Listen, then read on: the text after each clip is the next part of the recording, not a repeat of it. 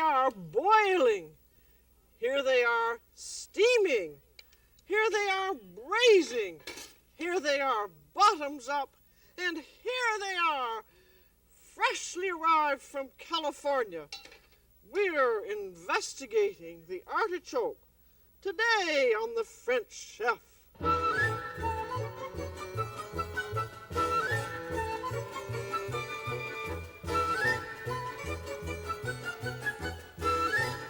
The French Chef is made possible by a grant from the Polaroid Corporation. Welcome to the French Chef. I'm Julia Child.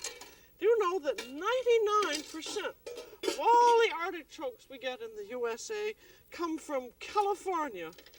99% of them. That's amazing, isn't it? And they look terribly tough individuals, but they're rather tender and demure in their habits because they're terribly finicky about where they like to live. They only like the foggy central coastlands of California, south of San Francisco. And if King Winter's icy grip hits them, goodbye artichoke, because they completely die off a few degrees under freezing. So that though they look like nasty old things, they're not. And when you look at it, you think, gosh, how could anyone eat anything like that? It looks so tough, yet there it is when it's cooked. And it has sort of a more edible look to it. But the artichoke here, when you look at it, it has these leaves are big and it has prickles up on the top. And if you touch them on a big artichoke like this, it actually prickles your fingers. But I'm going to cut it right in half and show you what it's like inside. And maybe this beautiful interior shows why it has such a tender heart.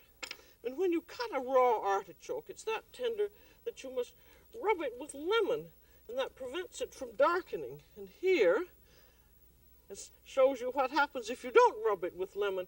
Everything begins to blacken. There's the up all through it. So it just needs rubbing.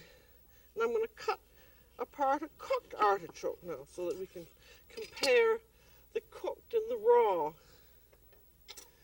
You see, with the raw one, there's your stem that's white inside, and then you come up to the bottom here, which is soft and edible, and then you have this beautiful cone of leaves.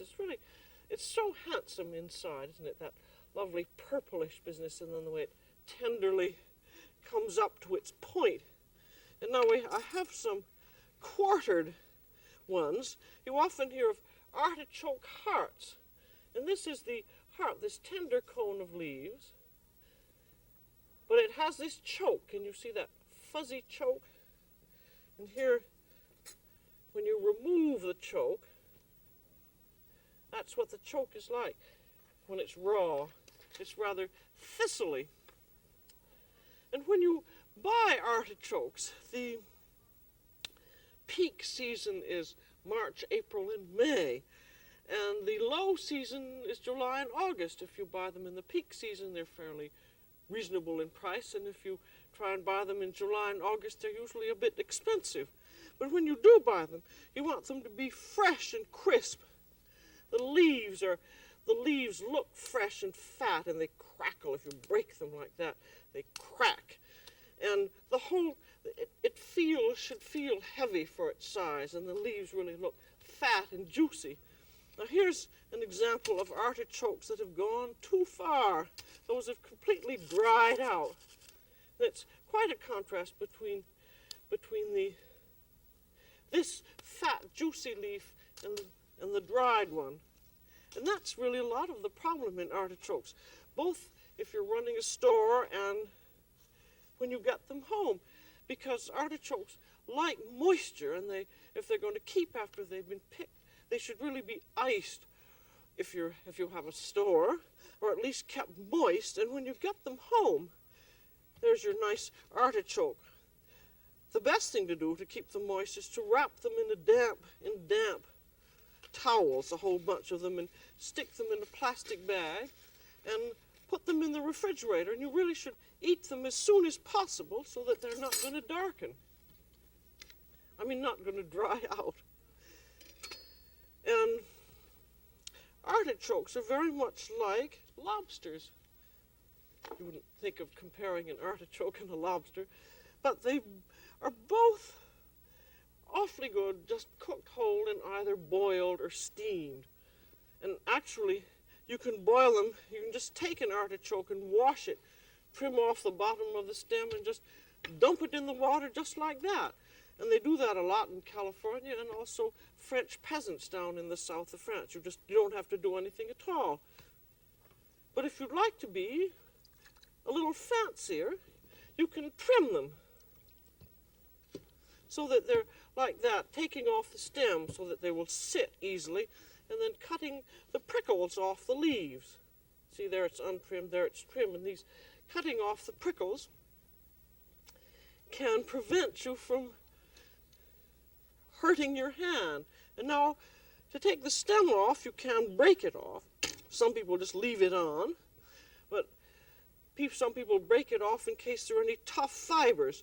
And then you want it, you can use the stem perfectly easily. Note here on our picture, on our halved artichoke, it's tender right down through there, so that you can just use the stem as it is, trim off the base and trim off some of the leaves, and then just boil it along with the artichoke. It's a little tiny bit bitter, but it's still edible.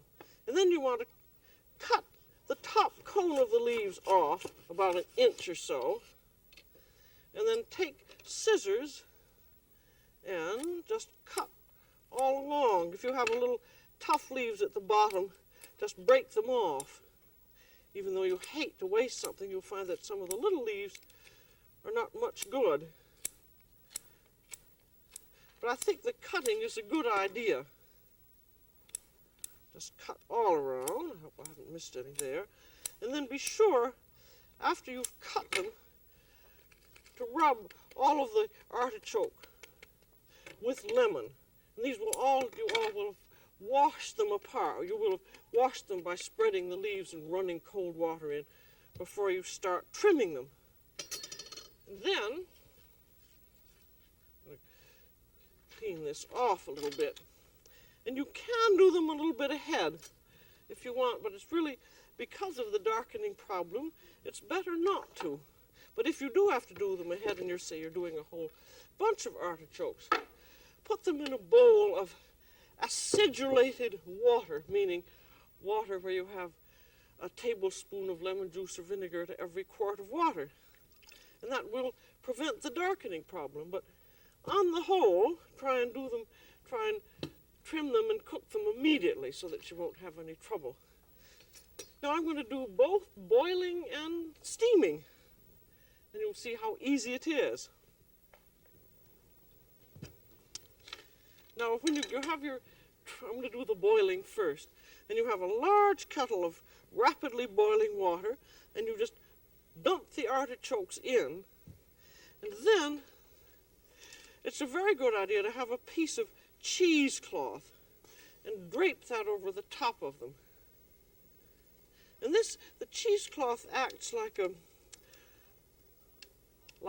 wick or a pump. It draws the water up over them, and that means that you don't have to keep turning the artichokes. And the reason that you have this on is so that they will cook evenly. Now here is a raw artichoke in this hand, and here in my right hand is a cooked one. And you can see that the cooked one is an olive green, and that the fresh one is this sort of a green. And you're never going to get green artichokes. And this water, you want this just to be salted water. And you let the water come right up to the boil, and then you boil it slowly, uncovered, for about 30 to 40 minutes until the artichoke is done. And you can tell how it's done by taking it out and poking a little knife into the bottom, and it's soft, and then you poke through and it's soft, and then you take a leaf and you eat it. Now if it scrapes tender, I'm going to take another little leaf and show you. You see, all of that is that inside bottom of the leaf up about halfway is tender. Then it's definitely done. I think eating the leaf is the best way to tell, really. And then, when the artichokes are done, you take them out of the water and you drain them upside down in a colander, just like that. These might have gotten done a little bit too much. And you serve them.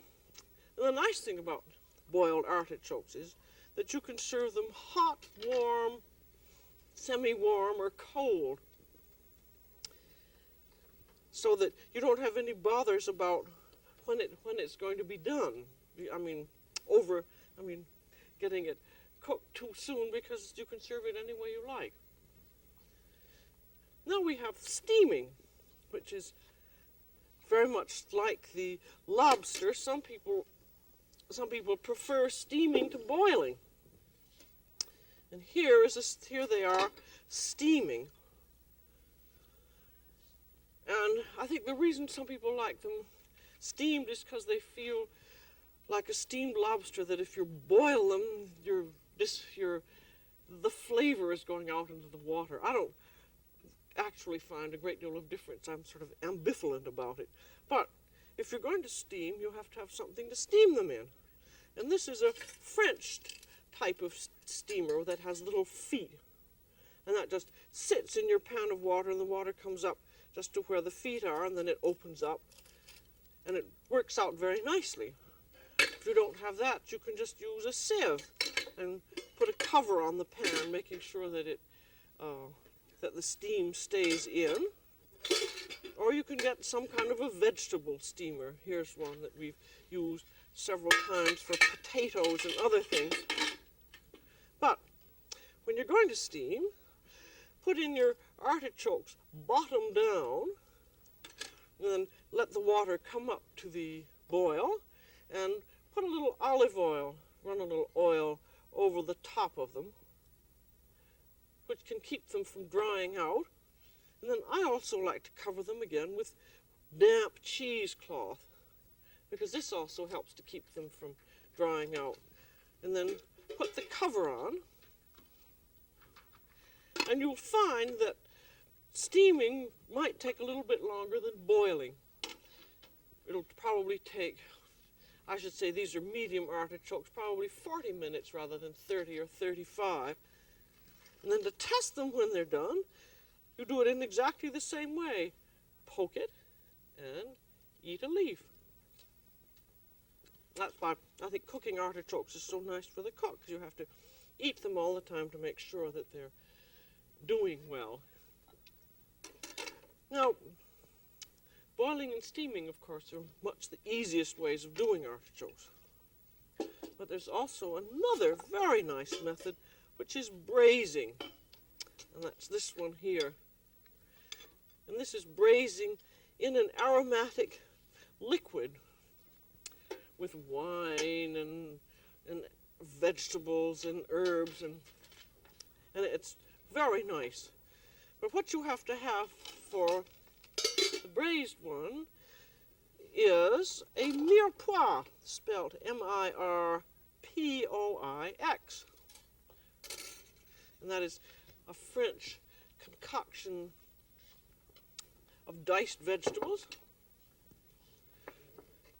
which looks like that. So it's just finely diced carrots, onions, and celery.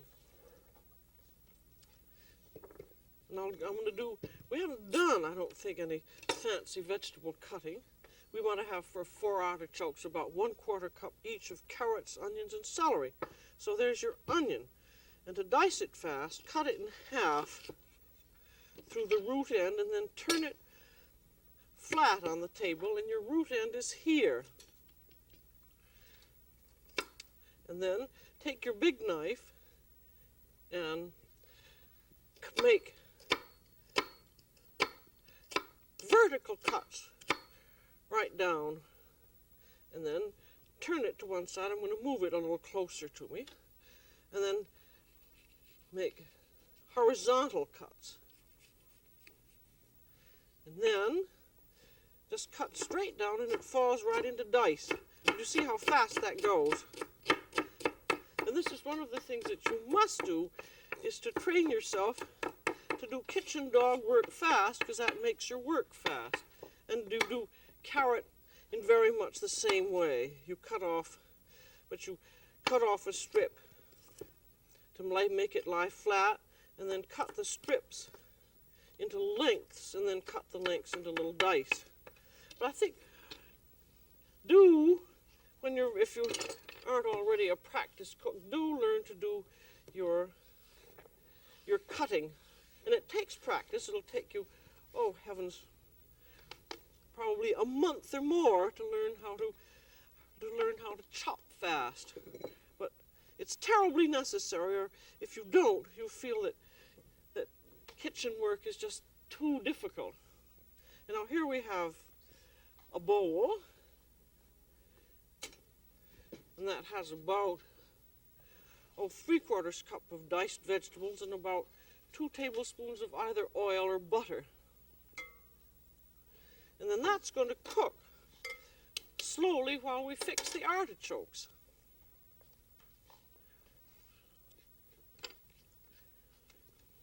And now for these,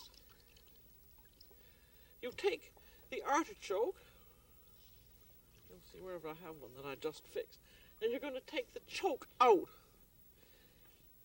And you're going to take it out because you're going to be able to flavor down into the bottom. So you spread the leaves apart, just pulling them with your fingers, and then you take a little spoon and you start digging. This choke, you see, this is what we're trying to get out, this part down in here. And this takes a little bit of time. But this is if you want to be fancy rather than just plain boiling.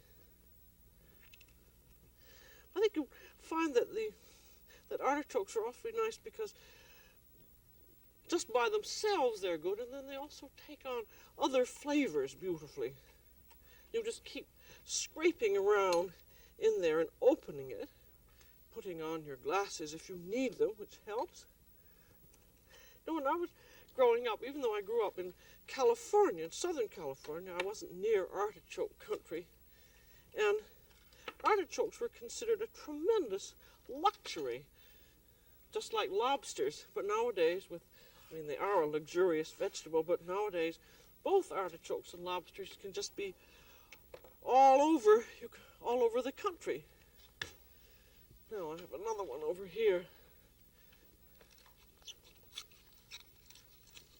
Now these go right into the mirepoix. That is spelled M-I-R-E-P-O-I-X.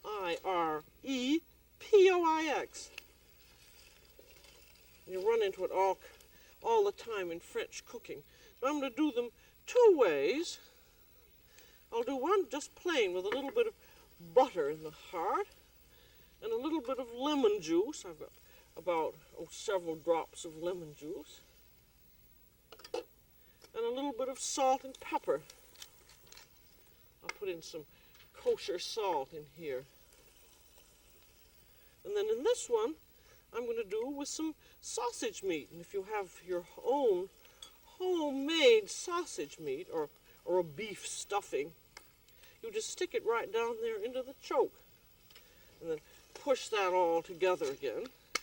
And then these are going to braise in some wine and stock.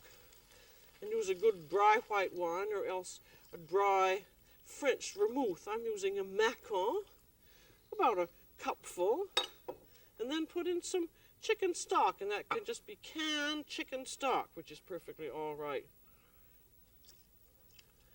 And you want the liquid to come up, about 1/3 of the way up. And then you're going to cover it, and they'll cook. As a matter of fact, I'm going to put a bay leaf in there too. You can put in herbs, you can put in garlic, and then you let it cover and you let it cook very slowly for, 40 to 60 minutes.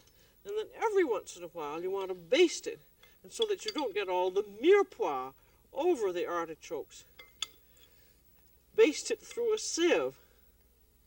I've sometimes done it letting the vegetables go on, but it's a little bit messy. And then it's not a bad idea to put a little bit of oil over the top. And this method of artichaut braisé is called artichokes à la barigoule, B for Boston, arigoule. And you run into it quite a bit in French recipes. And that just braises away slowly, and then you test it exactly the same way. Remember to keep basting it a little bit. I don't think this needs the cheesecloth because you're going to keep basting it. And you'll find that this is a very nice way of cooking artichokes, and you can serve them either hot or cold. And I've served them cold. You can cook them about 2 days ahead and then serve them cold, and they make a very nice little hors d'oeuvre or as a vegetable in place of the salad. But you find with both this method and the steaming that they will take a little bit longer than boiling, just because they aren't completely submerged. And now when they're done, we'll take one out and test it. It gets tested exactly the same way, poking through, taking off a leaf, and eating it. And it's very good. I'm going to take these out and put them on a serving dish because they are ready to go.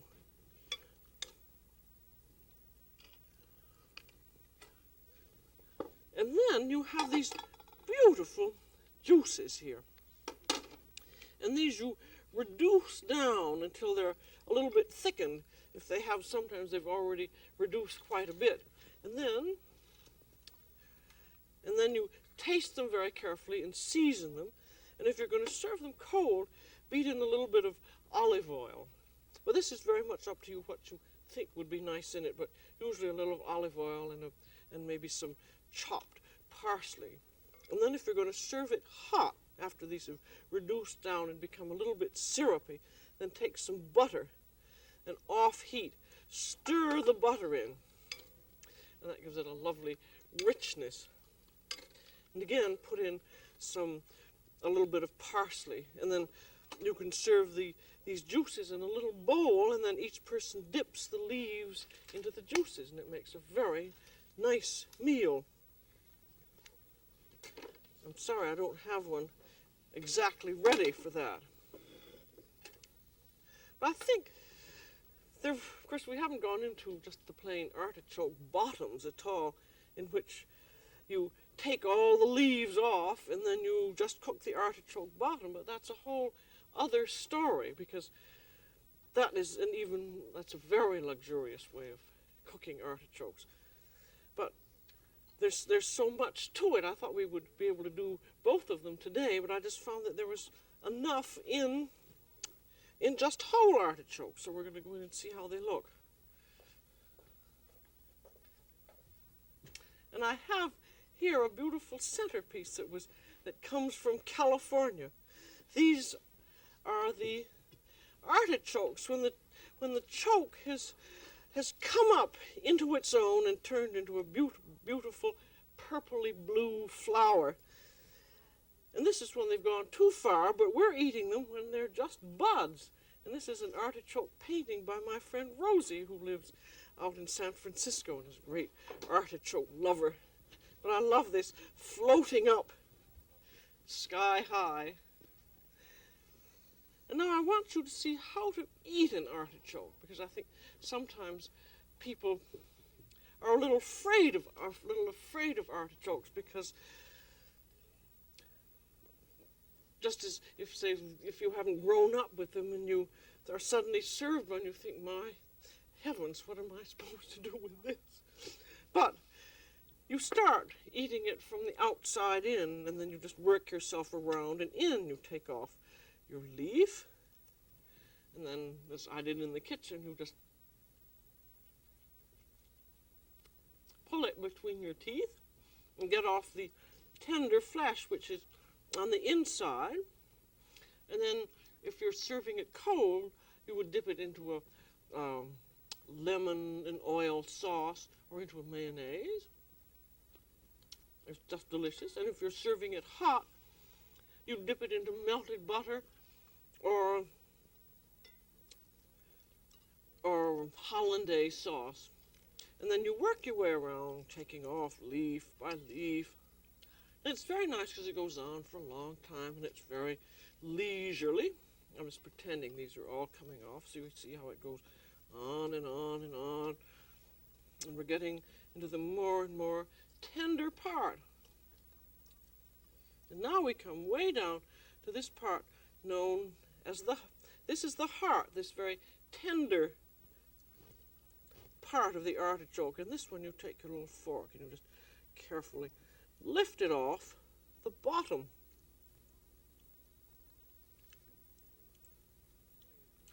And there you're coming down to that purple area that we saw. And this you just can fold up and dip in and then just eat. And all of that's tender and lovely right up to there. And then you're going to come to the choke. There's a little tiny cone of leaves up on the top here. But when you take that off, we have the choke. And that's the same here. You wouldn't think this adolescent choke was going to turn into this thistle eventually. But the choke is that hairy part that's inedible. I think the best way to do that is to cut the bottom in half. And then you just scrape, I'm going to even cut it into quarters. And then you just scrape the choke out. And there you have that lovely, nutty, beautiful piece that you just dip and eat. Some people don't think that wine and artichokes don't go together at all, but I always like to have a little wine with everything. Even if I can't eat it with the artichokes, I can eat it with something else. Now, as a matter of fact, I think the artichoke is the perfect solution to the eternal first course problem.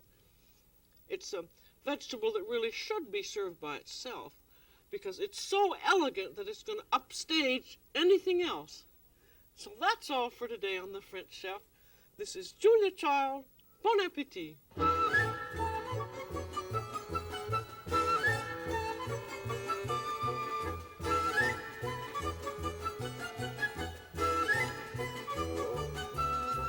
The French Chef has been made possible by a grant from the Polaroid Corporation.